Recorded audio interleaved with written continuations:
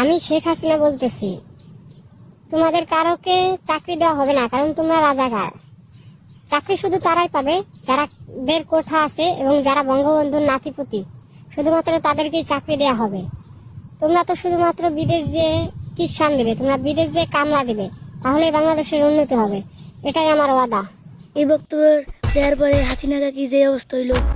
কি অবস্থা, ভালো আছো? তোদের বেলা তো শান্তি নেই, পাট ক্ষেতের ভিতরে রয়েছি। তোদের আগ্রহ সব কমলে আমার একটা ফোন দিস, আমি চলে আসবো না, ততদিন আমি পাট খেতে থাকবো, ঠিক আছে? বাই। আমি শেখ মুজিবের পক্ষ থেকে বলছি, হাসিনা যিনি এই পাট খেতে থাকে কোনো সময় দিন না বেড়ে তারে। Yes, yes, ha ha.